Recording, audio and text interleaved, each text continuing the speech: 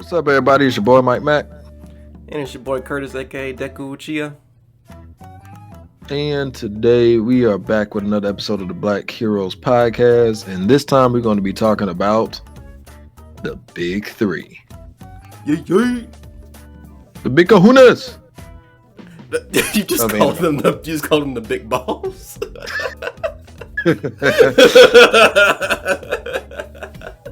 I mean, in a way, it's not wrong. I mean, yeah, you're not wrong. I mean, hey, these three shows have done so much for the anime community. Like they carried shonen on their backs for so long. So I'm so glad we get a chance to kind of like talk about them and break each one down. And just kind of give a quick synopsis of like what this episode is about. We're not really just saying like what we like about it. We'll do like a quick section for that, sure. But the main thing is just talking about like the Big Three and breaking down like what made them, like what qualities of the series actually made them get the moniker and made them big enough to actually have that foothold on the anime and manga community. So, just like what about the story, the settings, the characters, blah blah blah. Just want to break down like what actually makes them stand out over the rest. 'Cause, I mean, it's a lot of competition, and it's not like all these series are like the most successful series all time. I mean, One Piece is, but Really, not gonna throw in Naruto. Naruto is like fourth most successful. I actually think Naruto is the fourth highest sold manga in Shueisha, or manga all time. I think it's like number 4. Okay, and where does Bleach stand at? Bleach, I don't know. I think it got like 90 million sales, so it might be like top 10, top 15. Okay. Yeah, so yeah, I was like, but I think it's like top 10, top 15, one of those. I doubt it's like top 20. 90 is a lot. That's a big number. Wait, so like 90 million. So during their like peak, they wasn't like the top 3. Yeah, it was like pretty much whenever it was released, those were the 3 that had like the highest sales all time. But I think it's more so just in sales. Those are just like the 3 most talked about mangas in that time span. Okay. So it's like those are the 3 most popular ones in that range from like 2005, 2006, going to where they ended. Okay, because for me, like being majority an anime person, I was just thought of the big 3 as like those were like the 3 animes that like everyone talked about, everyone knew about, everyone watched. So They actually got the moniker. They actually got the moniker from the manga. Okay. Yeah, so I mean, and it's not like that big a deal, but I just always laugh at that because people are just like, these are the 3 biggest anime. I'm like, well, I mean, 3 biggest manga, but we can just compromise and say 3 biggest series. But you gotta think about it though. A lot of people got into these series through the anime. Oh, a lot of people here. Yeah, so I feel like in Japan, the big 3 moniker is because of the manga. In the States, I think the big 3 moniker came from the anime. I mean, we can't give it a moniker. We can't. We just kind of got to go with what the Japanese call it. Hey, we started using it, and I guess we use it for a different reason. I guess so, but I mean, it's like if you saw Superman and somebody in Japan was like, he's the Man of Suits, since I know he's the Man of Steel. Why would you call him the Man of Steel? That's his moniker. I don't want to call him that. I want to call him the Man of Suits. I play this. I don't know how that works, fam. I feel like if. But I'm saying though, like the moniker comes from this thing. It's like, why do you call him the Man of Steel? It's like because like he's so tough that he's practically made of steel. It's like, yeah, just call him the Man of Steel. Like we gave him that moniker. It's like, well, I don't want to use that moniker for this reason. Wait, well, we are using the moniker though. Like we're using the moniker just for a different reason. Like we're using the moniker. You got to match the moniker with the reason. But that is the reason why we call it that. You can't just make up a whole new reason for the moniker. It's for the anime. It's for the manga. It's for both. Just saying, just to be fair. Oh my god, you would be super technical. Like that's how we got into it through the anime. Sorry, manga fans. That's just our reasoning. Just saying. So I'm just trying to be true, man. So we can't call it Trying to be true to the medium. Fuck the medium. No, I'm kidding. But oh man, but you wanted to break down each story. So which one do you personally want to break down first? That's a stupid question. So to talk about One Piece, honestly, no. I legit thought you was gonna throw a curveball and go in Bleach first. I legit thought it was happening. So, but One Piece. But nah, let's start off with the longest run, the one that's still here. I mean, still going as a manga, pretty much as a series. Of the big three. Yeah, I mean, One Piece. When you look at it, it's just been big from the jump, man. Like, it was a very popular series right out the gate, and I think for that time frame, 1999, where it comes out, it's just, was that my watch? I really got to figure out how to turn off that hour thing for my watch, but either way, yeah. When it comes to One Piece, I think when it comes out, you see this thing about pirates, and I'm pretty sure pirates aren't that big of a thing in Japan. Well, maybe depending on the region, but maybe feel like an island, like if you live on like Okinawa, I think that's the island. Maybe it's more of a thing, but for most people, they don't know anything about pirates. Like how much pirate media do you think is actually in One Piece? Like even after One Piece, in Japan, like even after One Piece, like how many pirate shows have you actually seen? That's a good question. Like, really, is there that much pirate stuff at all when you think about it? Like you don't really see people doing anything on boats. Like the only thing I can think of pirate related that's like major would be the Pirates of the Caribbean movies, and that's a whole different thing. You also had that one movie where it was like, I'm the captain now. Does that really count? Oh, I guess that counts too. Yeah, Somali pirates are still pirates. Yeah, just because they use AK-47s instead of pistols. And I think, the only other medium was with Assassin's Creed when they did Black Flag, and that blew up majorly. That's one of the top Assassin's Creed games.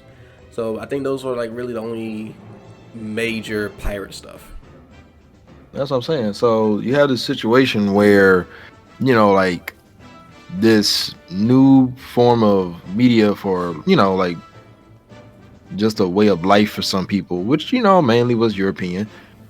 It's eye-catching. So it's like, oh, wow, pirate. I don't really know anything about pirates. I'll check it out. So, I think the setting of it, like the idea of like, oh, cool, pirates. Well, the main thing we know about pirates is always some type of treasure involved. And now the treasure is the big mystery on what it is. And you got this quirky character of Luffy and build up the cast with Zoro, Nami, Usopp, Sanji. And, it's like, it's this thing that just draws your attention into it. Not to mention, it's just a lot of fun, in the beginning. And I guess back in those days, since, there are some darker shonens if you go back and, look at some of the older titles.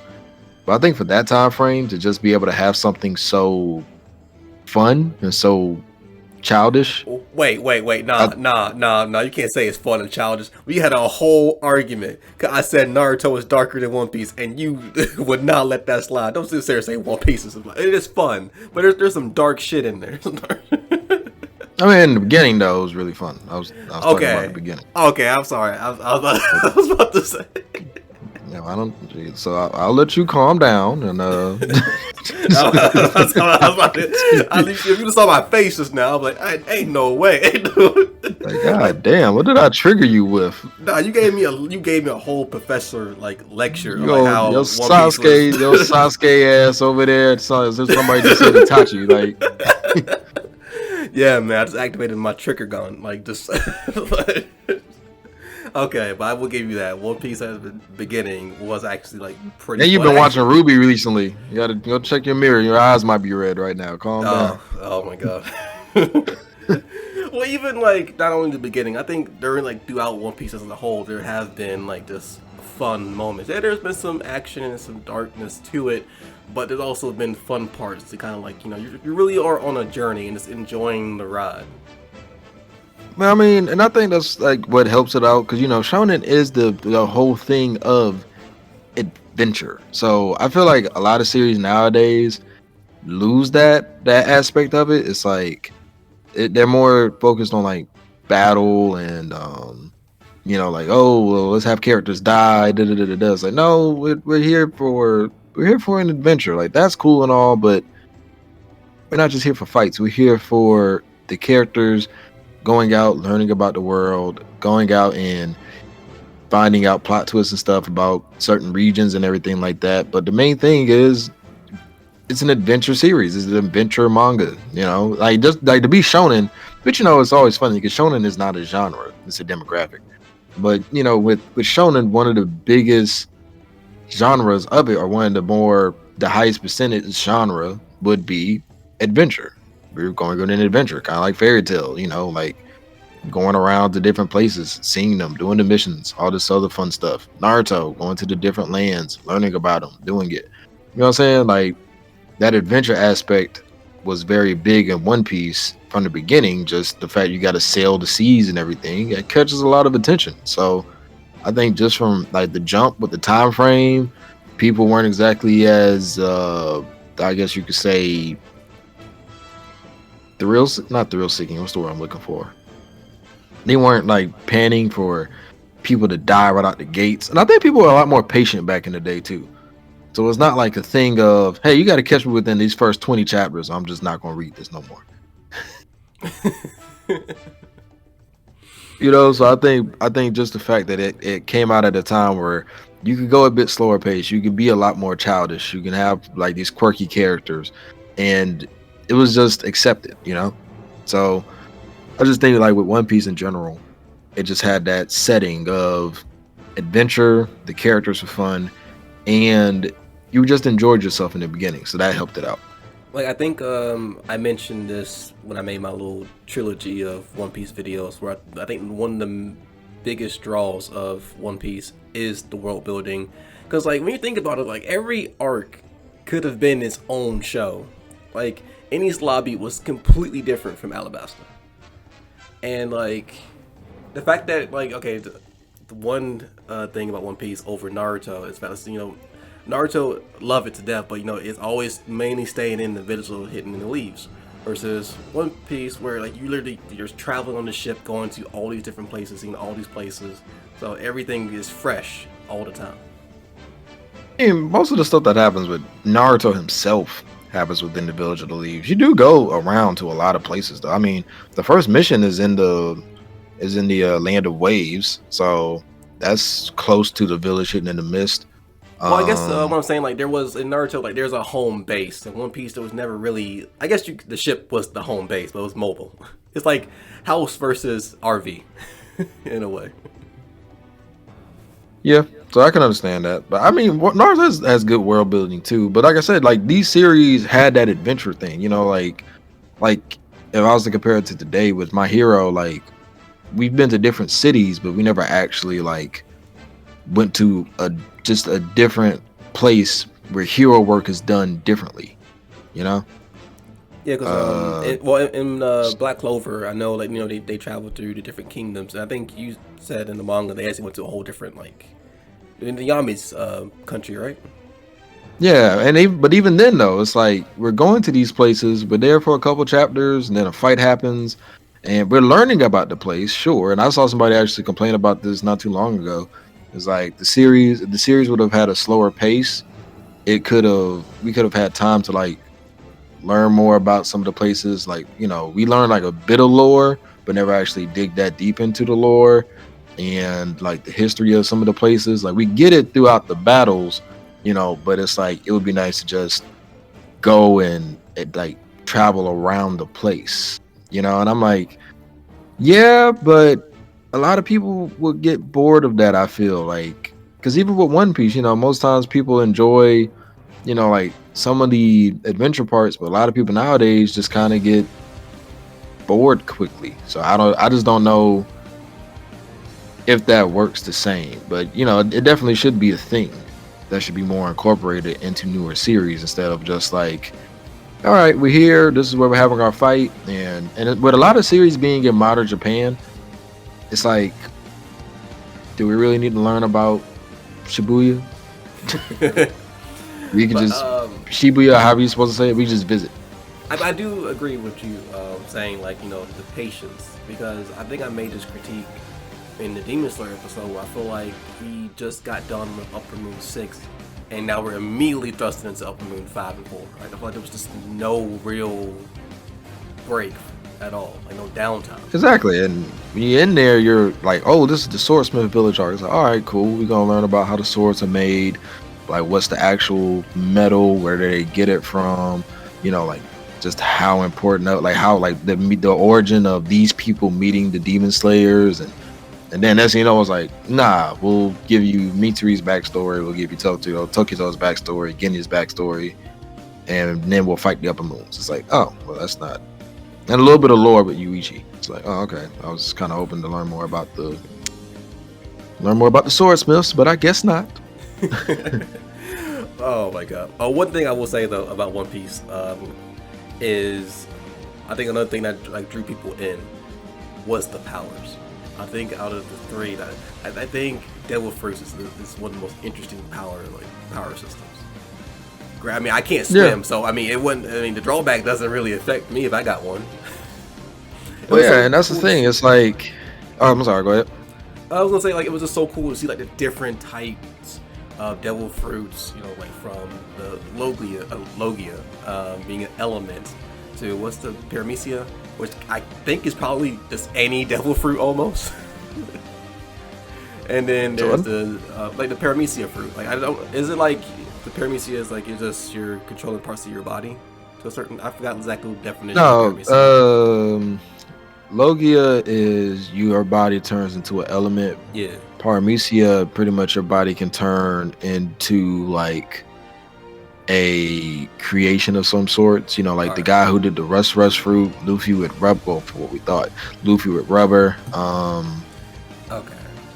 Like Alvida with her slick body, it's like slickness, like oil slickness, it's like a thing that was kind of created, but whatever. Well, I'm glad so, you like heard, because the true definition of a before after. And I think the last one is Zoan, which is basically like an animal type fruit. Yep. And then well, Zoan, sorry. For a second I thought I said throwing the in, bro. Like the only Zoa's a Yu-Gi-Oh card. The only like power system where we get to see a giraffe wreck shit. Yeah, that's honestly. hilarious. But in your opinion, I just always want to ask you, like, do you think, because eventually the series will end, do you think the actual like One Piece treasure reveal will be satisfying to you when it actually happens? Because I think that's another thing too that kind of like gets people in, because they want to know what it is. They want to see the mystery. Yeah, I think it will be. I just think because Oda actually planned for the series to only be 5 years long. But you gotta remember though, he made this shit at like 20 or 19.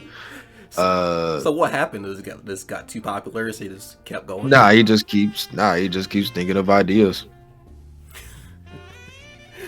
Which is funny. Is Mashima's a similar way. The guy that made Fairy Tales he's similar in that aspect. Like he'll just think of an idea and then try it out in the story. So hey, and for the most part, everything works out pretty well. So he's doing good. A lot. We'll have to do a percentage on that later. But yeah, so what do you think? What do you think made One Piece just so? I mean, you already said the world building and the powers and stuff. But what else you think? Okay, this is gonna sound like a very like stupid reason, but unfortunately, like I got into One Piece through the 4Kids and the theme song. I don't think you should say. Unfortunately, like we were kids.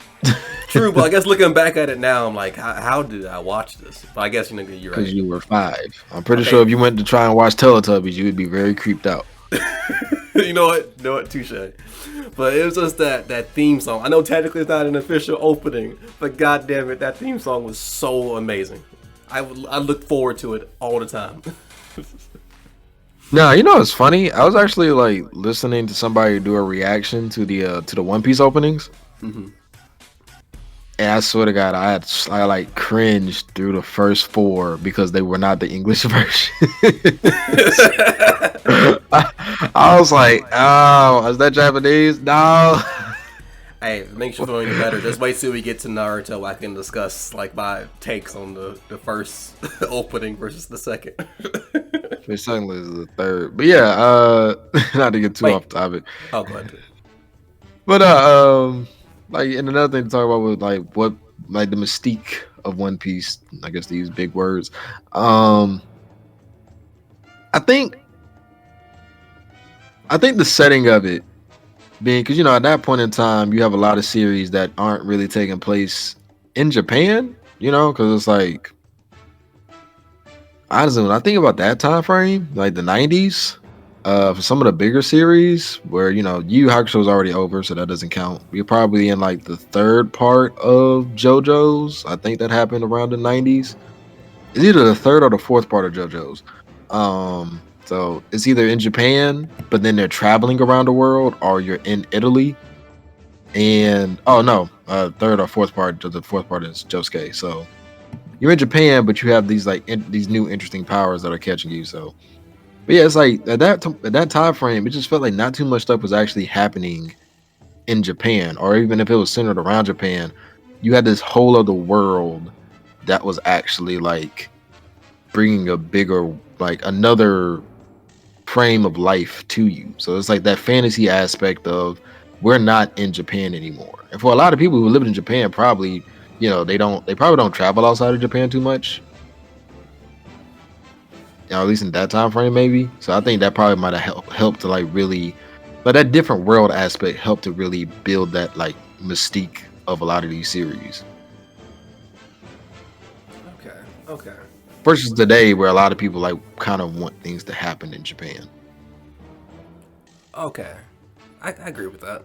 And I think this last thing I'll say for One Piece, and I think one of the things that kind of helped One Piece gain its popularity, and we can make this argument for all three shows. Or I might say this again 2 more times actually, but Luffy himself, like Luffy in the show to me was almost like a force of nature per se.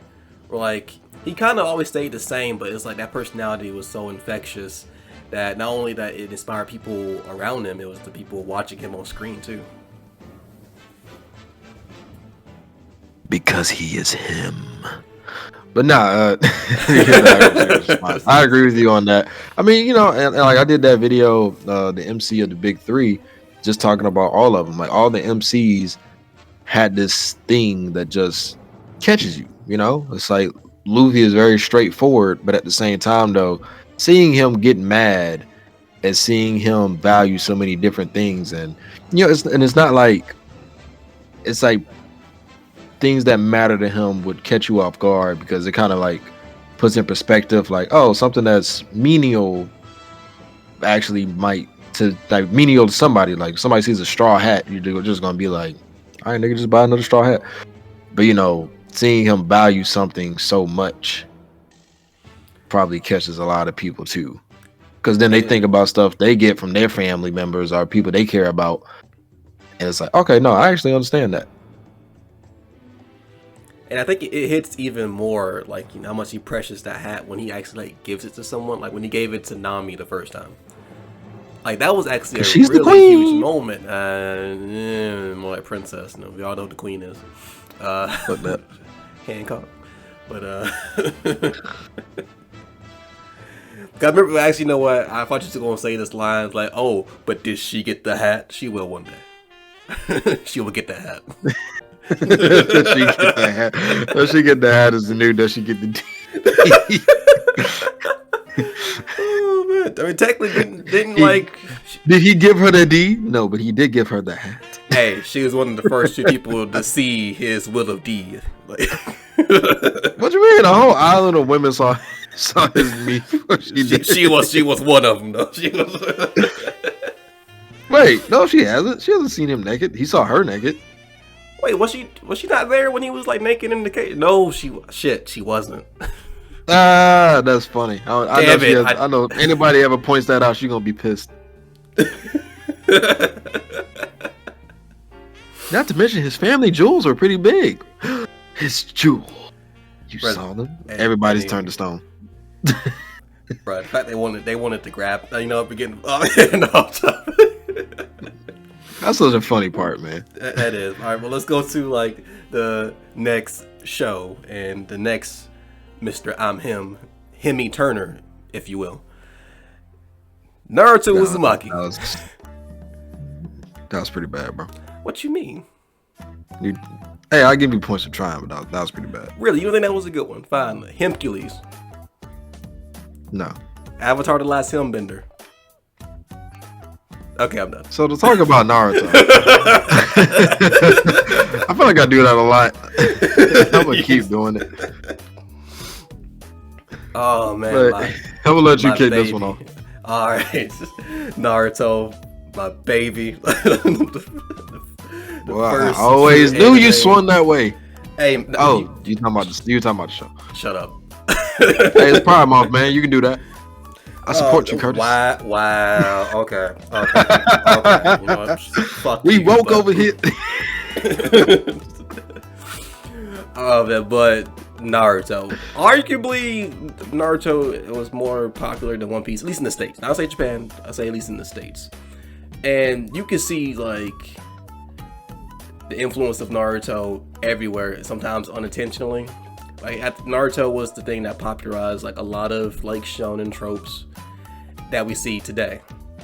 And we mentioned One Piece openings. Now, granted, Naruto's first opening I actually didn't know about until much later. I thought the first opening was always opening 2, because that was the first one that they showed in the States. So again, like it was just such a great start, that opening, that rush of adrenaline that you would feel. And even the first opening, like when I listen to it, it's not half bad. It really isn't that bad, but it's just when you compare it to like 2, 3, well, all of them. It doesn't quite hit, but it's still an okay opening. But it's not that like get you hype opening. I mean, I agree with that. I mean, well, it's funny because like for Cartoon Network at least, with that opening, it's like it's not even the actual opening 2. It's like a mixed match of like opening 1 and opening 2. It is, yeah. Think about it. And then it just like throw some music on top of it. But for you, if I go into any more detail, like what about Naruto kind of draw you into it, and what do you think kind of made it blow up the way that it did?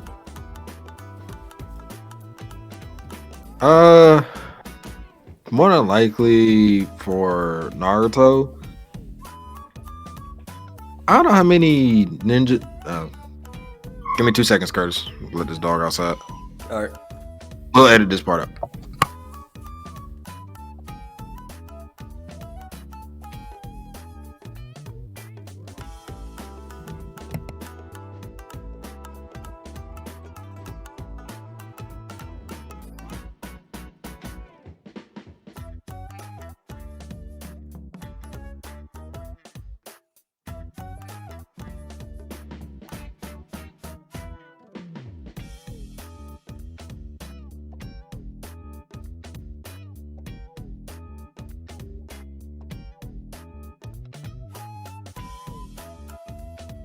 All right, I might get yelled at for doing that, but whatever.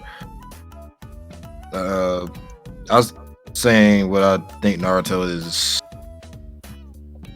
like what helped it be so popular, right? Yeah, like what drew you in, and what you think kind of like helped it blow up? So I think with Naruto, it's probably another setting situation because, like obviously ninjas are a huge part of Japanese culture. So seeing a ninja series with such a young MC, where Naruto is 13, I think, yeah, 13 when the series starts.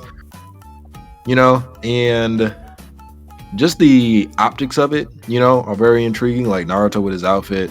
Sasuke, Sakura, and everything. Kakashi with the mask and the eye covered over. I think like the optics of it would be, just catch everybody off rip.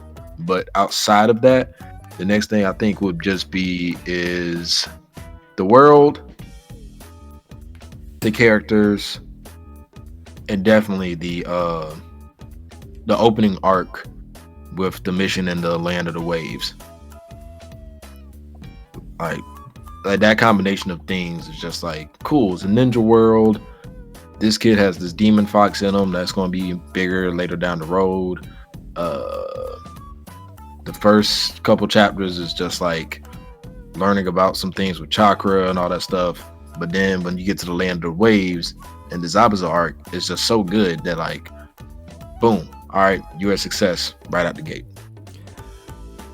Like for me, I think even before the Land of Waves arc, just seeing like a little bit of Naruto's backstory, just like everyone in the village like hating him, practically wishing him to die, and just Naruto just not understanding why. Because no one at that point never told him why. And to still want to like chase his dream to be the Hokage, to be the leader, so everyone can acknowledge and respect him. Like even at a young age, like that was like something I could really get behind. Like even with all the naysayers, all the haters, like you can still reach for your goals.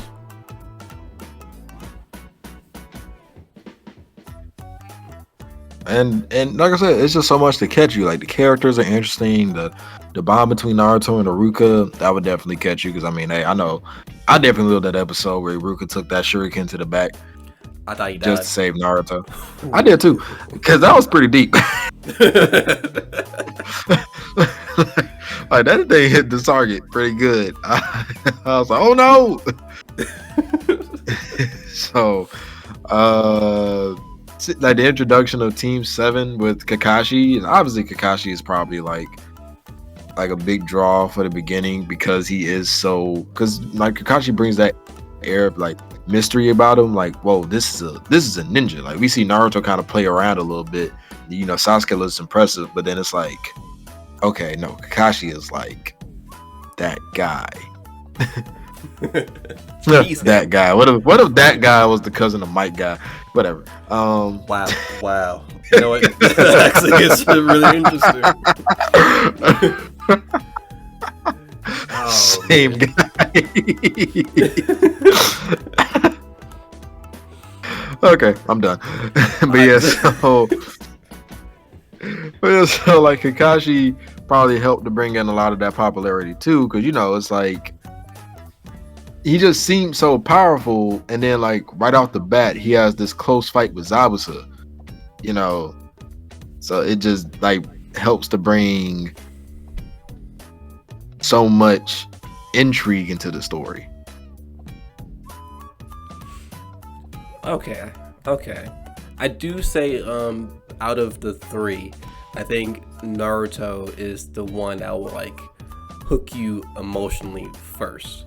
Like all three will have parts early on that will hit you, but I think Naruto is the one that kind of hits you hard, like right off jump.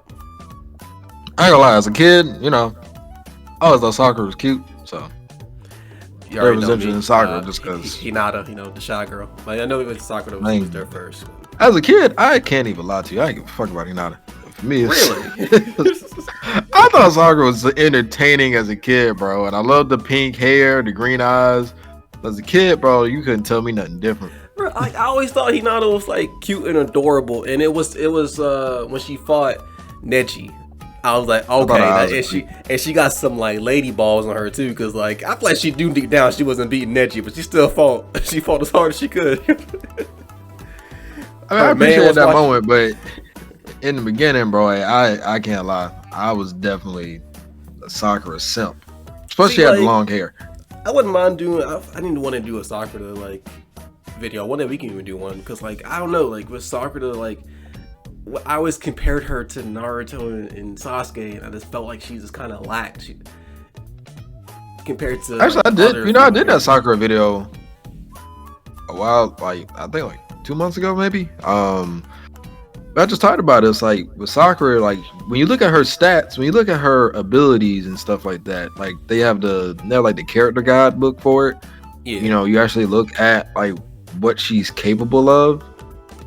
She's low-key a powerhouse, like chakra controlled, like the highest between all three. Her chakra amount wasn't that bad either. Like she was never going to run out of chakra that fast.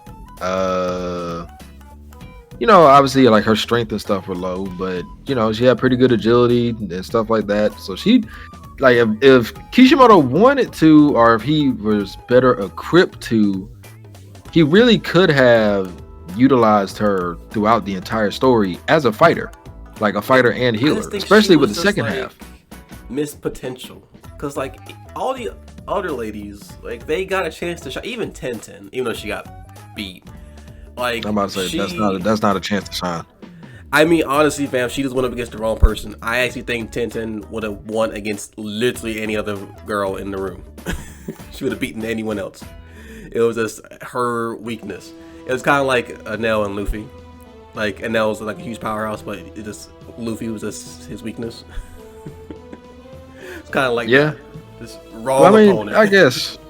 I just think that when it comes to Sakura, like, and I said this in the video, she kept being pushed to the side to try and let other characters, and that it kind of has to happen with a lot of stories. And I see some people who complain about this, like coming up. Sometimes you have to put certain characters to the side to build up your other characters, and it's like after, in Naruto Part 1, she really didn't like have too many chances to shine due to always having to show off Naruto or Sasuke, or maybe bringing in one of the Jonin, with like Kakashi having something to do with the Chunin exam. That was a big thing of like trying to introduce and give a lot of clout to the Konoha 11 plus lead Neji and the Sand Ninja. So it just felt like everything kept happening to like push her to the side. But at that point, I think for her in the beginning with the series, she really just had to be like the cute girl that like brought a lot of personality. Not to mention she's a very outgoing person. So with Nami, you had that as well. But at that time, I think that was just kind of like the type of girl that people like to see, like the girl that just had like a lot of passion, a lot of energy, some spunk. Okay. And you named like a lot of characters. That's the one thing about Naruto. Like, they have some really good characters. With really like, in each one, they kind of had like their own like mini arcs throughout the show too. Yeah, like, I think in the beginning it was really just that whole thing of the main group, Team 7, really brought in a lot of eyes to the series. Yeah, like that dynamic with Team 7 did, and then when you brought in everyone else, it just made it even better. Yeah, so I think that really helps it out in the beginning too. And as you go on, it's the characters, the world, the fights, the history and lore. A lot of stuff just kind of helps, like keeps building up for it. So definitely understand why it is. And like I said, it had that adventure feel. So it's that thing of we're going out to the land of the sun. Okay, now we're meeting people from different villages with the Chunin exams. Okay, we're actually going to different places in the villages. The Forest of Death. Wow, where was this the whole time? You know what I mean? Like it's so many different areas that you go to that really help to like keep you interested and keep you intrigued. Okay, and I'll say this too. I think my last point is one thing I really think drew people into Naruto. I'm a huge sucker for a good villain. The villains in Naruto were absolutely amazing. Orochimaru was terrifying to me growing up. Gaara was terrifying to me growing up. Like, sorry, I was just thinking, how a lot of people forget that Gaara killed that other other Jonin. There's like the one with the 2 swords on his back. He was close with like he was homies with one of the proctors, the one that always had that stick in his mouth. Oh, Gaara killed him. Oh shit. Oh, he did. Yeah, he was friends. Yeah, like he was friends with the one that, like the one with the 2 swords on his back. He was friends with the one that had the stick in his mouth, and another lady. And then it's like Gaara killed the guy with the 2 swords, and then the guy with the stick was just like sad about it. And it just feels like everybody forgets it. But I remember as a kid, that was like super shocking to me. I'm like, oh, he just lost his homie. No. And he also killed one of the sound ninja too, right? Yeah, he did. Yeah, the guy with the long arms. Gaara was a monster back in the day. Not to mention a lot of like great twists happen in the beginning. Like when you see the Land of the Waves, Naruto used the Nine Tails power for the first time. The introduction of Orochimaru and the curse mark for Sasuke, and then he attacks the other guy. Then that's when Lee shows up. I mean Lee showing up and beasting on Sasuke. Can we actually talk about that? Sasuke actually took a lot of L's in the beginning. I mean, to be fair, all of them took L's at the beginning. Nah, bruh. Naruto got some dubs. Sakura got her dub over Ino. Wait, was that a draw? It was a draw. Wait a minute. Lee like one shot Naruto. Like Lee didn't even care about Naruto. But he beat the fuck out of Sasuke. Like oh, Naruto man. was still conscious. Lee beat the shit out of Sasuke. Like that shit was crazy. But then Lee had to Sasuke realize lost how. Go ahead. Nah, we had to break this down with your little Sasuke ass. Look, like first he can't do nothing against Kakashi, then he gets beasted by Haku. I mean, they have a good showing against Zabuza in that first outage or whatever. They don't beat him. Technically, Naruto lost to Haku. Like if it wasn't for the Nine Tails, he'd been fucked. Got beasted by Lee. He got his win back in the Forest of Death against the Sound guy, but I mean, he was a bitch. He also won in preliminaries too. Against it was one of Orochimaru's henchmen. The one I forgot his name, but his power he can like absorb chakra. Because that's what I know what you're talking about. That's where he does the lion's barrage or whatever. Yeah. Because Orochimaru like used him to he was going to beat Sasuke or make Sasuke use the curse mark. And Sasuke was getting ready to use the curse mark, but I guess with his willpower, he put it back in his neck and won him with his own strength. I'm still trying to remember the dude he did that to, because it wasn't the guy with the things on his hands, because he already beat him. No, it was one of Orochimaru's people disguised like as like a leaf person. Okay. Good. I just really can't remember.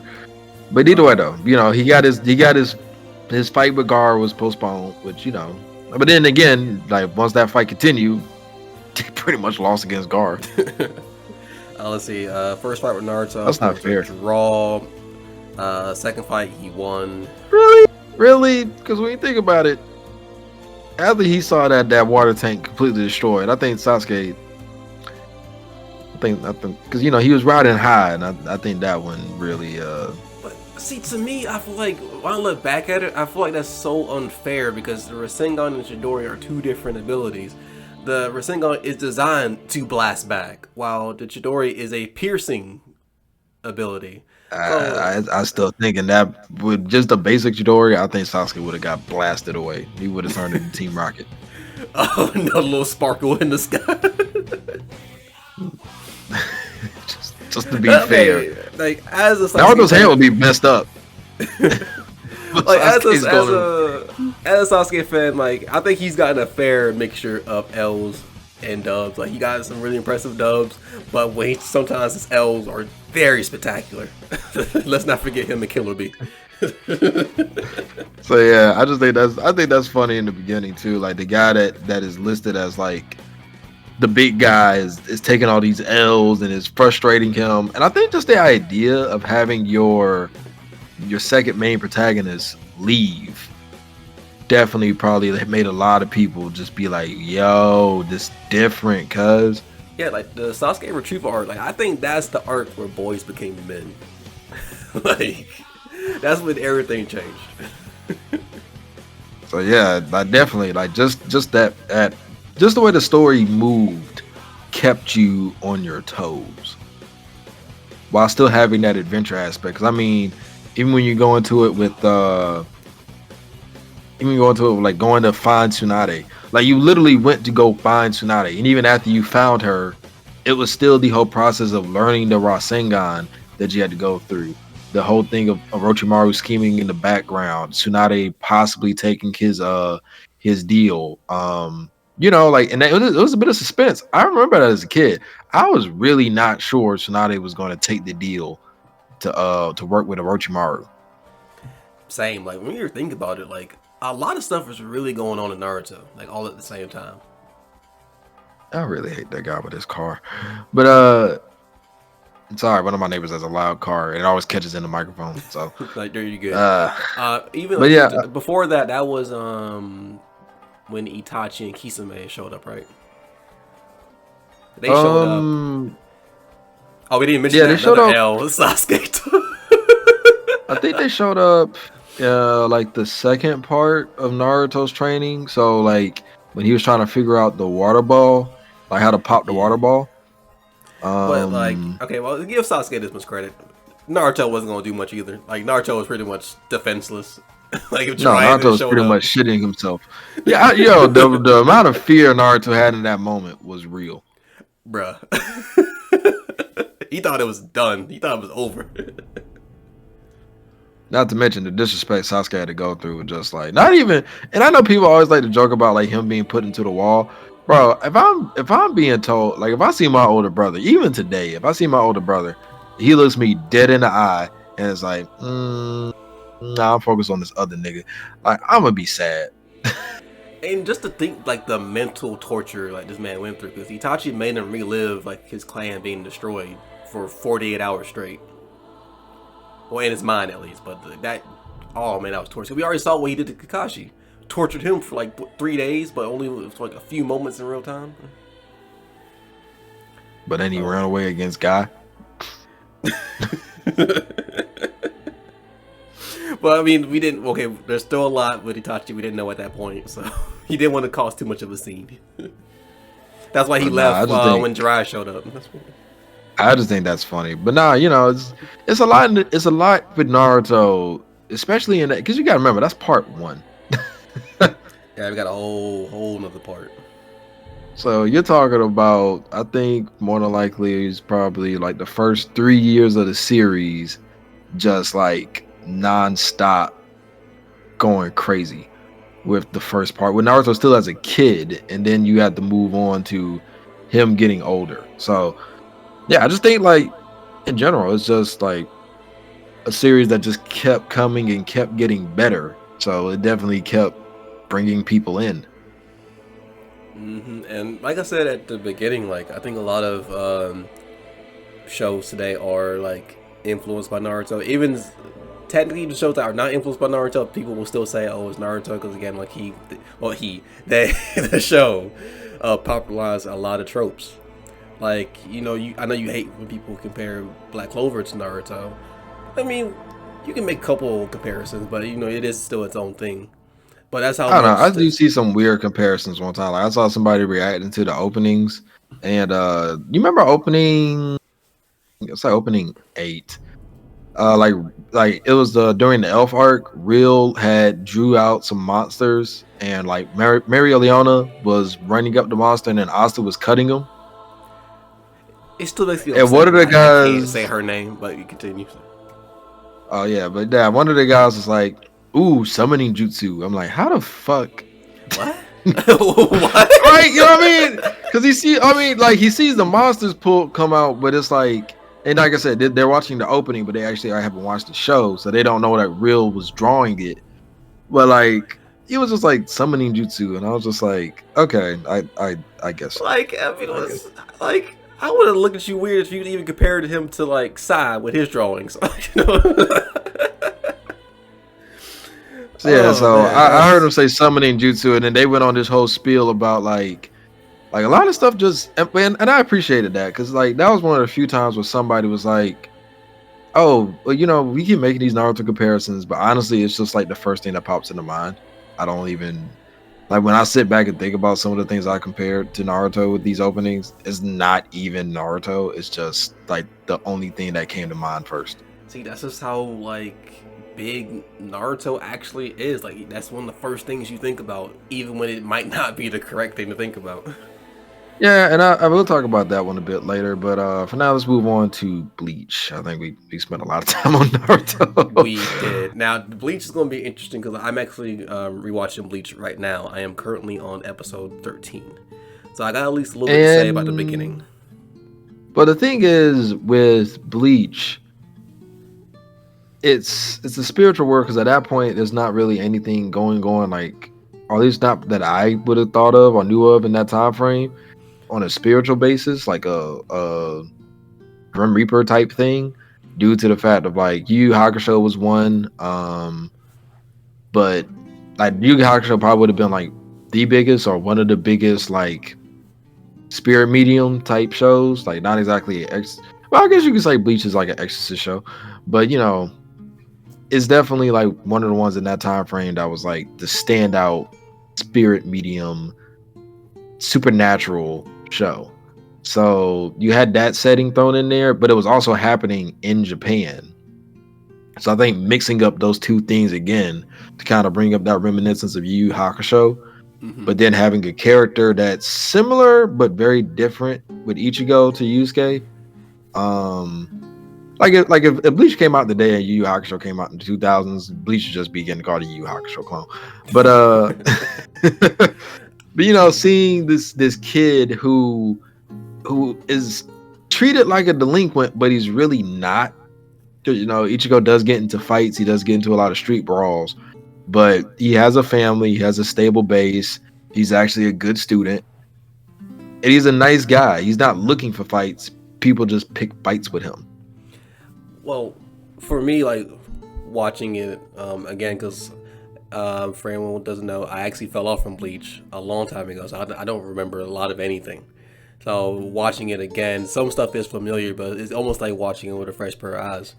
And one thing I'll say that kind of, I think, got me into Bleach in the first place. For starters, I think Bleach out of the big three had the most drip. Like everyone's outfits is be on point. I guess you could say because like it takes place in more like modern Japan, but for everyone, like God, and the drip is clean. Mentioned the Bleach anime was able to go more into like the could go more into the modernized style that Kubo had by that point in time. Yeah, and So like also, you know, Ichigo had a bit of a cleaner face instead of like more flat faced version that came later, that came at the beginning. and I think Ichigo, like for me, was probably the more mature out of the three protagonists to a certain extent. Do you agree with that? Do you think he's the most mature-ish? Yeah, I mean, but I think it's just like his situation is so much different. Like Naruto wanted attention, so he was a prankster, childish kid. You know, he wanted people to look at him. Luffy was just energetic kid, not to mention his personality is genetic with Garp. So growing up with someone like Garp, that's how you're going to turn out. And also just being around someone like Shanks and his crew, you know, like you're going to have fun. But for Ichigo, he dealt with a lot of adversity. Like his mom was dead. You know, his mom died. Like he remembers his mom dying. He's the older brother, so he had that responsibility of looking after his siblings. uh like his hair got him into a lot of trouble, so people were attacking him pretty much. So I just think in that situation he didn't have a choice but to be mature, and once you learn these things about him, you're just like, wow, it's a lot of shit for him to go through. Well, I will say this, like watching the beginning, it's like, and I'm not trying to insult Bleach when I say this, 'cause I actually kind of understand why it's kind of like that, at least to me. Where the beginning of Bleach to me kind of feels like a Saturday morning cartoon. It was like, oh, like the new Hollow that Ichigo got to fight. But looking back, I think they did that because you look at Naruto. Naruto at the beginning, he might have been a little shit, but he had training at the academy. Like he could still do ninja stuff. Luffy, like he trained to use his devil fruit because he wanted to become, king of the pirates.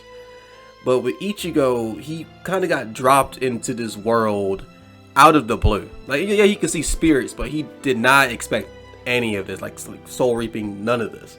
So I understand why they kind of did it with that format at the beginning, so they can pretty much test Ichigo and like get him like to understand the world and be better with his new abilities. So I think that's like one thing about Bleach is like you kind of can actually genuinely see like Ichigo like grow, especially at the beginning. Going from someone Yeah, who had no idea what is and going on to like where he is in Thousand Year Blood War. I haven't gotten there yet, but like I've seen clips. So going from point A to point B, like man, he's doing good for himself. Yeah, and to talk about the actual manga, because the anime cuts out a lot from, like, when I went and reread the manga, I was extremely surprised. Like, a lot of backstory is cut out from a lot of people. Like, Orihime was horribly bullied as a child. Like, Orihime's life actually is horrible. Oh, really? It may not seem like it from her demeanor and just some of the quick things you see in the anime, but no, like, Orihime came from an abusive home. Her parents were abusive. Her brother had to pretty much like quit school to start working so he could afford to give them a place to live in a safe environment. He dies, and well, before he dies, actually, Orihime, her brother, always complimented her hair, but she had that same thing of Ichigo with the strawberry blonde hair that just stood out so much, so people picked at her about it, and she enjoyed growing it out because her brother liked her hair. But then when she got picked at about it, as some girls cut her hair, she just cut the rest of it short because she thought it would help her to get bullied less. But then her brother dies, and she gets bullied more until she meets Tatsuki, and Tatsuki starts looking out for her. So like seeing that in the manga would definitely appeal you to Orihime more than what they had in the anime. Okay, because Lord, I actually didn't know that. Jesus Christ, they don't show that. God, it's not shown in the anime at all. Like, the most you see is her talking about her brother's death and how it affected her, and they like quickly mention that her parents were bad people.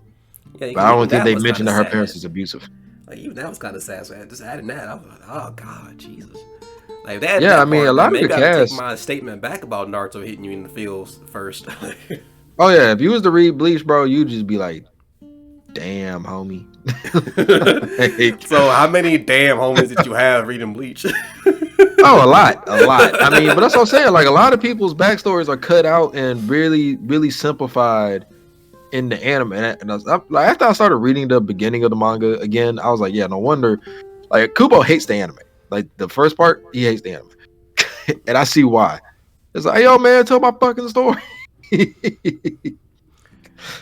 So, yeah, when you actually, and this is what I'm saying, like, this is where the mangas really come in to help versus the animes. Because if you see that for Orihime, you're like, damn, this is a strong girl, because how the fuck is she smiling?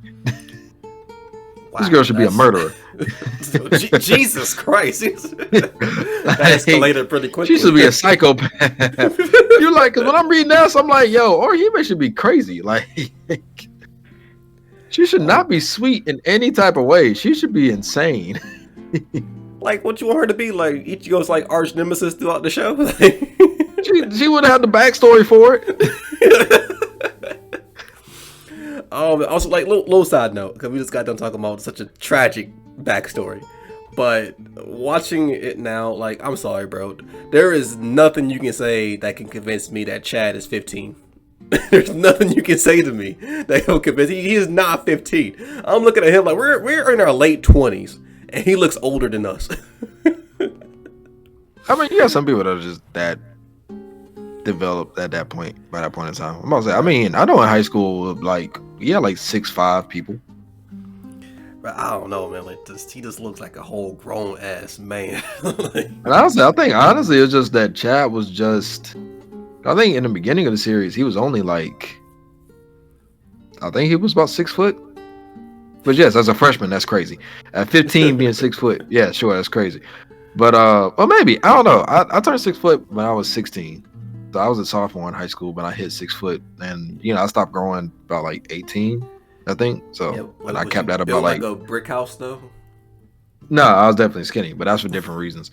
But yeah, when it comes to even when you look at Chad though, like Chad always got into fights, just because of the fact that he was so large. Like people are like, oh, you think you bad? You think you a big man, huh? So it's like, well, I'm actually just trying to go home. It's like, well, since you think you're so big, take these punches. It's like, okay, but I'm really not trying to fight you, so Jesus. I'll let you get it out your system, and then I'll just go. And that's another thing too. Ichigo is the man. Like even in the anime, with that part when they showed it of just like, all right, Chad, you don't want to use your fist to hurt people. I respect that. So guess what? I'll use mine to protect you. Like Ichigo just had these things about him that really just captures you because it's like he's such a good guy, you know? And it's just things that are like for that generation definitely or that time frame, Ichigo is a much different protagonist than both Naruto, Luffy, Goku.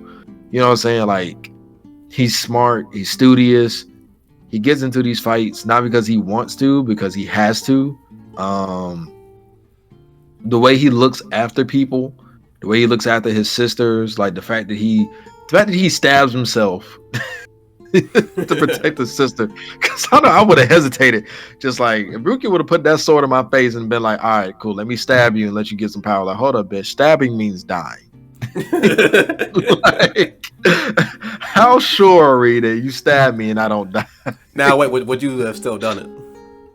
I mean, I would. It would have been some. I would have been. Hey, hello, real quick before you kill my sister. Let me just double check the terms and agreements on it. Let me read the contract on this shit. So you stab me and I don't die. Yes. Are we sure? Like how many times? Like show me a YouTube video of this happening before. But YouTube didn't exist. Like, I would have been super childish, bro. But Ichigo was like, "Hey man, fuck it, my sister in danger. Let me take that sword." Yeah, because like it's in the moment. I don't think you have enough time to really think it over. Like, I would have been like, "Yo, wait. Your sister's about to die. Okay, I'm about to die if you stab me. No, you won't die. Are you sure?" Like, what's the success rate of this? You stab me, I don't die. You know what I mean? Like, I would have been checking. So just the fact that he did that right then and there, then you see the Soul Reaper powers. It's cool looking. You see the big sword, which at that point really wasn't a thing either in that time frame. I guess like you really didn't see. Like you saw people using swords, but most times it would be traditional swords. You know, like traditional Japanese swords. So to see this guy with this big ass just blade, can't even call it a katana. I was about to call pretty it a much katana. just like a big overgrown butcher's knife. Like really, I mean, you know what I'm saying? Like just walking around with the Buster sword. You know what I mean? Like you're just like, yo, this is clean. You know. So I think at the beginning, definitely the world, hollows, the monsters of them in general. You know, the characters, the scenario of where you're in. Like you're in Japan, but you got to fight these invisible creatures. Like this is pretty dope. You know, so I think that really helps to bring in a lot in the beginning from the manga standpoint. Anime standpoint, it still happens, you know, but with it being slower paced and for the time frame, since people didn't mind the slower paced adventure part, and you know, it's weird because like it's an adventure, but it's an adventure happening in Japan, and the adventure is more so Ichigo, like you said, Ichigo dealing with the hollows. Yeah, and one thing I know, like I joke about this, you know, saying like, oh, like what is Ichigo's goal? Like he's just more of a reactive protagonist. But now I really think about it, it's not necessarily a bad thing because, like I said earlier, like he is new to everything. So I think that's kind of the sell, like seeing him react to more and more new information about what he's getting ready to do as a Soul Reaper. So I think that is kind of now, and I still make my jokes. I think that is kind of a plus for the series itself, like getting to see like someone who's new to literally everything, like, who doesn't know what's going to happen next because he doesn't know, and see how he reacts. He reacts positive, negative, sometimes in the middle. I think that's a decent sell for the series. Yeah, I agree. So you know, I think that really helps out with that one in the beginning. But to move on to the next topic, how do they hold up today? I think when you look at that, obviously let's do a reverse order on this one. With Bleach, I think it's starting to get more respect as time goes on. So, because you know, obviously, the 1,000-Year Blood War, a lot of people have just been astonished by it. You know, a lot of people caught off guard. You have a lot of people who were acting like they were fans, like, and you know me, I hate the switch up. So when I saw some people that were Wee, switch like, up police. you know what I mean? Like when I see some people just be like, "Oh wow, look at this adaptation." Like, nah, bro. If you wasn't fucking with it in the manga form, just stay your ass away. And I'm joking about that, but nah, it's like just seeing the respect Bleach has been getting, and there's some people who are still just like, it's whatever, and I can respect that, but whatever, like just to see Bleach get love, Yeah, because I is remember really nice before, today. like Bleach would like the disrespect of Bleach, like is kind of legendary in its own right. Like people literally would replace Bleach with all these other shows in the big three. They even tried to put Dragon Ball Z in the big three at one point. That's really crazy to see. Yeah, and now that it's back, animation is so big for everybody now. Now that it has decent animating work going into it and high quality animation work going into it, now it's people who are trying to ride the wave and be like, "Oh, I thought Bleach was a good anime," But before then, it was the joke of, "Oh, it's filler hell. It's this, is that. Oh, it was canceled." The anime was canceled. The anime's not coming back. You know what I'm saying? Niggas act like I forgot this shit. I Like, mean, I nah, think that bro. was the biggest reason. I mean, one, like coming from someone who like didn't even knew filler was a thing for a long time. I guess like Bleach had like as far as like I guess the episodes in the show itself had just as much filler as Naruto. Like I guess you ratio them right, but filler isn't always bad. At least to me, it's not. But I think the thing I is think. though. Go ahead. Go ahead. Hmm. No. Sorry, I was thinking to myself. I just said it out loud. Finish your point. I was saying like I think the reason why people joked on it so much because nobody thought it was coming back. I think that's the only reason why it became like the punchline of the big three because everyone just assumed, oh, it's never coming back. So when it finally did, I think a lot of people had to eat their words. I think a lot of people who made fun of Bleach for that were probably fans at one point, and that was just what they did. So seeing it come back, I think it brought a lot of more people back, if that makes sense. I mean, it's possible. I honestly, I feel like if you make that joke as a fan, you pretty messed up. But no, I think what happens with it is when you have the end of the Soul Society, or not the Soul Society, when you have the end of the uh Arrancar saga and Waco Mundo stuff with Aizen, and you go into it's called the Lost Agent arc, but everybody else calls it the Fullbring arc. It's a very big shift in how everything was happening in Bleach. It's one of my favorite arcs because it's like I said, it's a really good arc. But that's what that was. But the main thing of it is just the fact that like you go back to ground zero.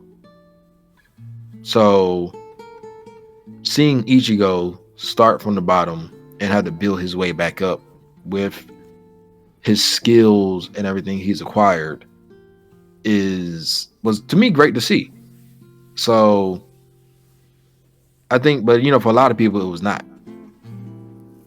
So it's kind of where like the series kind of started taking a little downfall because they were like, oh well, Ichigo lost his powers, but now we're trying to get his powers back, and he had this other power, and da da da da da. So it's just like the initial interpretation of the Fullbring arc kind of messed up some of the vibes for it, and then from there that's where the anime, because that's where Kubo started having some health problems too, so that's where the anime started catching up to the manga a bunch. So you got back-to-back filler arcs in the anime, couple episodes canon, then back to filler. So it like definitely it's some things that can like that definitely messed with Bleach during its prime, but are like going towards the tail end of it. So yeah, it's a bit of a conundrum, but I think now it's got its respect. People are putting respect on the name thanks to the anime coming back, and the anime adaptation being really good. I think some parts they sped through a little bit, but they have a limited number. And that's another thing with the adaptation. Since it's a limited number, you really do have to work like focus on what do you want to expand, what do you have to cut. So I'm kind of sad about some of the things that were cut, but I'm also kind of understanding about it. And so but I'm just happy to see the respect on its name again. I agree. Because I feel like with Bleach, like it's almost like it's such a nice story when you think about it. Like he finally got a chance to get his flowers, like it, and everyone likes it again. Like it really just felt like a nice ending. So now I feel like Bleach will get that perfect ending that it really deserved, that it has never gotten for years. How long between when the show ended and Thousand Year Blood War? When the TV show ended and when it came back, Yeah. 8 or 9 years. Oh man. I don't think it was 10. Like, I think the anime ended in 2014. The initial anime run was 2014, and the manga ended 2015. Okay. And So before we move on, I do have one question for you. Like we know why One Piece is called One Piece. We know why Naruto is called Naruto. Like why is it called Bleach? I don't think I've because never asked that question. the initial concept of the Soul Reaper is to cleanse the soul of the Hollows. So you're not killing the Hollows. You're trying to cleanse the soul to remove all of the negative inhibitions or any of the lingering regrets that were in that soul. So you're bleaching the soul. Oh, I never knew. I've always wanted to ask somebody. I just never did. Like, why is it called Bleach? I thought I'd be stupid for asking, but I guess okay. So that makes perfect sense. Yep. Nice. Like I said, I guess we're going now to Naruto. How it holds up today. I mean, obviously it holds up today. People still talk about it to this day. I think this is gonna be a pretty short segment of it. Just I mean, look at it. It's still one of the biggest animes. Still one of the biggest mangas. A lot of people are reading the manga. A lot of people are watching the anime. I mean, obviously you got Boruto carrying the mantle. Wow! Wait, Jesus! That was a sneeze. That was not a sneeze. What you want me to do? That was a sneeze. It was a sneeze. See, there you go. There it goes again. Boy, all these allergies. Man, I'm allergic to a lot of things. I'm allergic to bullshit. But yeah. Okay, well, before you hold on. Okay, even though me, we're not the biggest fans of Boruto, I do think one day Boruto will I think it has a potential to be amazing still. Once they kind of truly get the ball rolling. I know, don't say it. I already know. It's been 9 years, bro. I think at that point Boruto's just gonna be where it's at. But I think it's when we finally when we finally get to the point of what we saw at the very first scene of the very first episode. I think once we get there, I think we're close to there. Hopefully, that's when I think it's gonna be great. But like you said, it's been years and that's a lot of fluff to go through to get there. I'm about to say, bro, it's been a decade. That scene was 8 years ago, man. God, or 9, actually. Has it really been that long? I thought the manga, Naruto, the manga ended in 24? No, you're right. 2014. Fuck. Never mind. The anime in 2016. Shit. Okay, well, you know what? Fair. But even right after that. Even with that though, Boruto, from the stuff I have seen, it does have its moments of greatness. That made Naruto a household name. I've heard, and I think it is confirmed that they're trying to go maybe do a remake of maybe the beginning of Naruto. I don't know how much they're gonna do with that. And there's just so much stuff that they could do with Naruto right now. They could do a Minato series. They can do more. Well, I guess technically they couldn't do more with Itachi. I think they did the whole Itachi thing as a filler arc in the show. But I think there's a lot of lore stuff about years ago that they can do. I agree, and that's why I think but the thing that helps that is that fact that you had so much building on Naruto. So you the fact that it holds up today is just shows that it was built on something stable. You know, people complain about the war arc or whatever, but no matter what you say, it's still one of the most successful series ever because it's that good of a series. So yeah, I think just the fact that it holds up today just gives testament to just how good it really is. You know, you got some people that try to come through and be haters now, be like, "Oh, Naruto's like a 7. This is a 6. I don't like it," but that's not going to shake the people that's always been in love with it. So yeah, I think that's pretty much just where it stands today. It's still loved. And now on to a probably even shorter segment, considering One Piece is still ongoing. It has not ended at all. We probably will have this conversation 10 years from now. Maybe you think about it. I'm fine with that. Like, what is there to say about One Piece? Like, it's been in the game for so long and has reached so many heights. It's to the point now, if any other series beats One Piece at literally anything, they lose their minds. They have to shout it to the world. And that's rare by itself, but in a few cases it does. Like, people will like have to lose their shit. But that's a testament to One Piece being at the top for so long. I know one thing that makes me laugh is like people nowadays, since people are not now over here in America are so attuned to like manga sales and stuff like that, they're like, oh yeah, One Piece is losing to this new manga, or this new manga is it's not the number one selling manga. I was like, bro, and One Piece is like LeBron James, bro. Like, I've been dominating for so long, bro. If you don't get the fuck out my face. Oh man. Like, if you're a One Piece fan, you're a LeBron James fan. Like, you just got to be like, listen, bro, don't make me pull up receipts. Like, dude, I'm the second highest selling manga of all time. Batman, I'm coming for that ass. No, Superman, I'm coming for that ass. Bro, you remember that scene, that video of RDC World where they was being LeBron? It was like, I'm 36. That pretty much One Piece. So, exactly, and it's like, bro, I'm 26 years in the game. Leave me alone.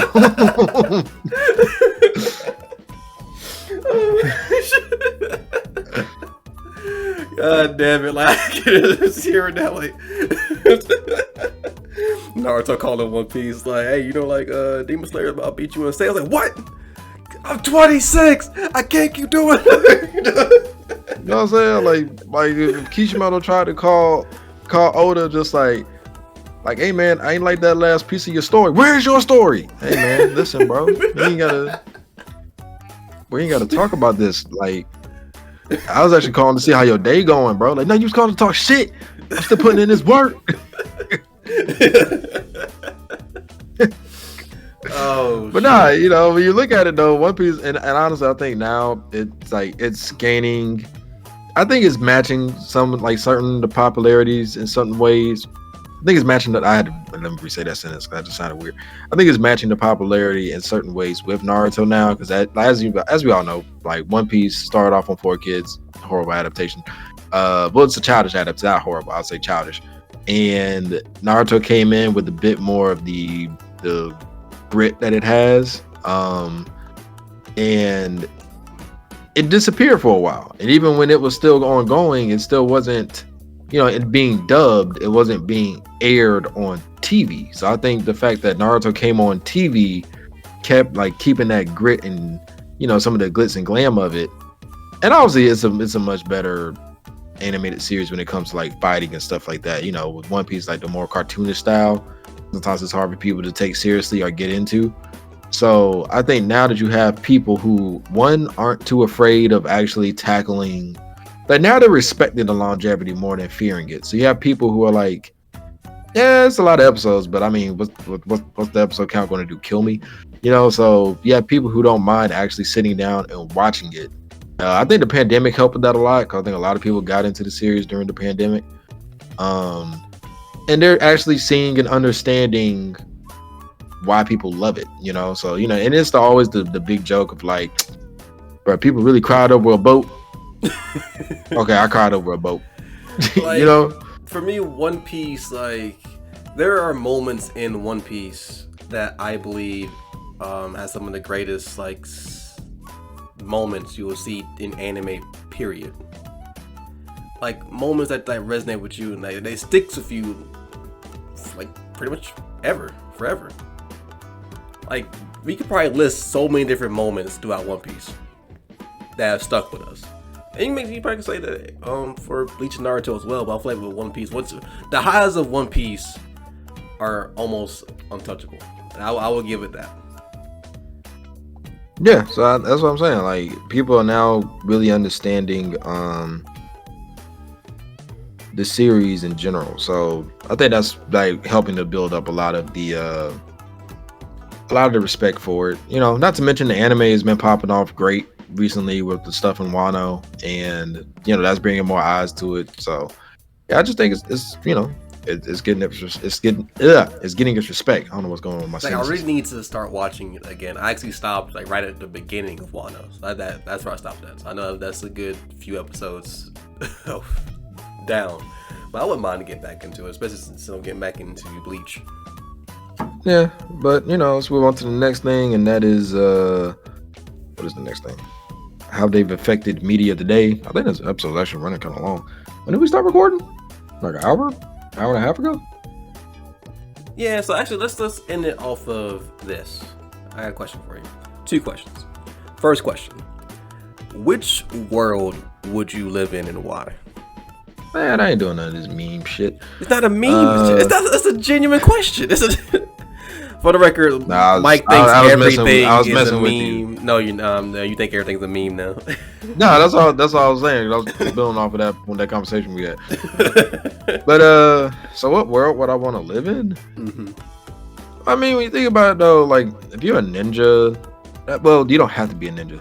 I guess that's the thing. So I guess I'm saying Bleach, bro. It's modern. I got my phone. Or Hime is there. Yoruichi is there. Rukia is there. Rangiku. I can't see like 4 of the women I just stated unless I become a Soul Reaper. But eventually I'll die. Wow. Okay. I think for me, I'm honestly gonna go with One Piece. Honestly, legit, like, if I'm just a normal dude, like, I could just be chilling somewhere where no one will bother me. But if I were to actually become a pirate, like, hey, I want some nice adventures. Like, I can't swim, I have a devil fruit. But at least I get nice adventures. Hopefully there's someone that isn't a devil fruit user that can help me just in case I fall off the boat. But I feel like with Naruto, much as I love Naruto to death, like, oh, child soldier, no. I'm trying to see the baddies. Oh man, hey, I'm definitely will see some of the baddies. You won't see baddies in every show. But with Bleach, no, Bleach, because if I can't see them, because I'm just a regular dude, if I can't see them, I'm fucked. I won't even see it coming.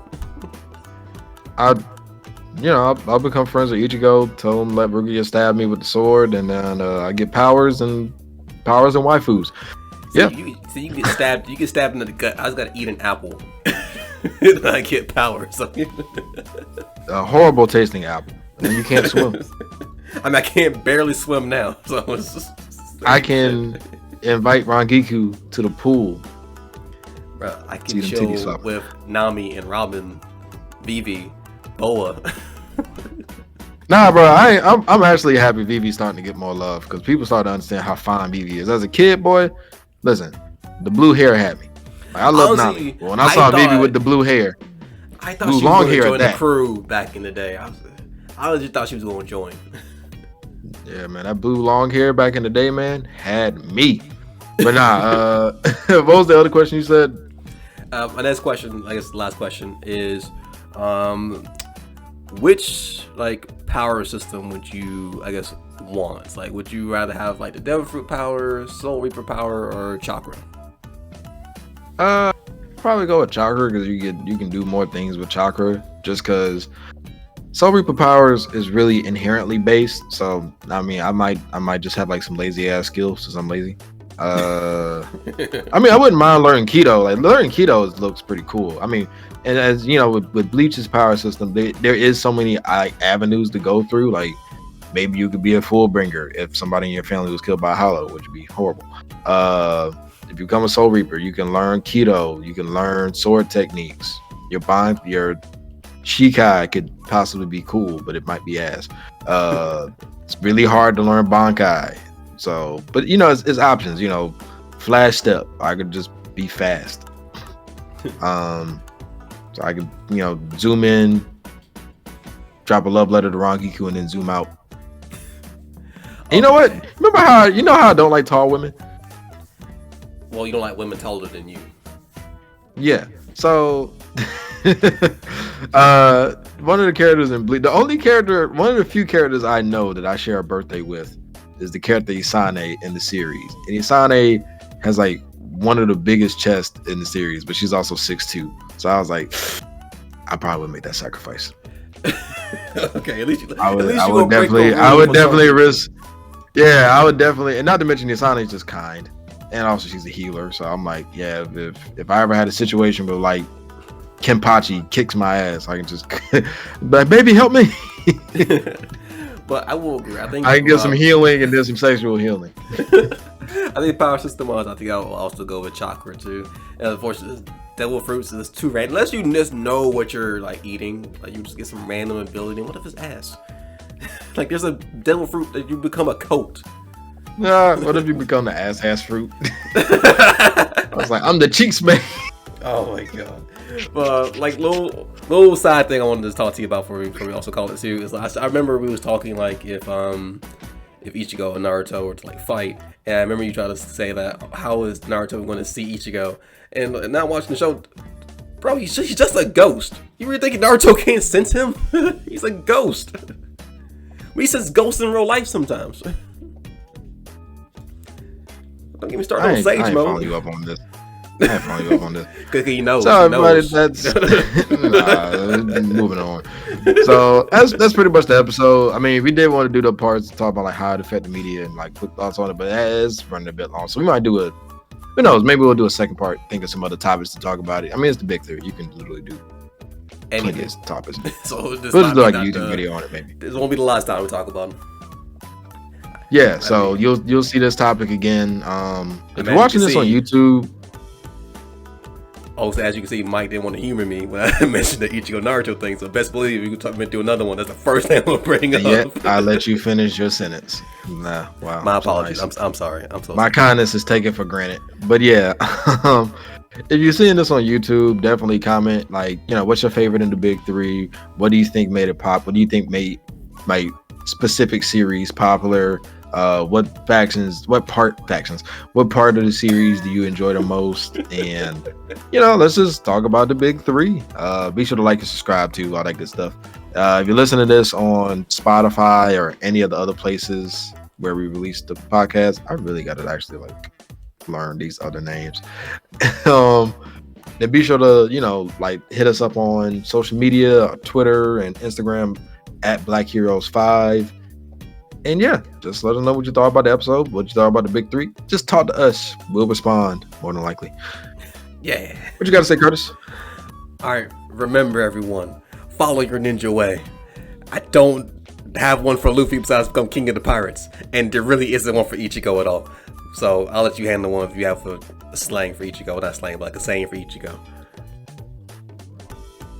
So everybody, just in case you've been affected by Hollow, or if you had any type of world-changing, horrific actions happening to you, always remember to wash your ass. Oh, also remember, if you see a petite girl in your room that won't stab you with a sword, always say yes. Especially if her name is Rukia.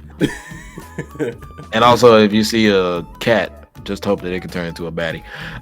So, yep, that's the episode, and we'll catch you in the next one. All right, y'all. Peace. Peace. Flashy, I know you know me, the way you look at me, I'm here to save you, I know you love me, my moves are flashy, my looks are flashy, know it makes you happy.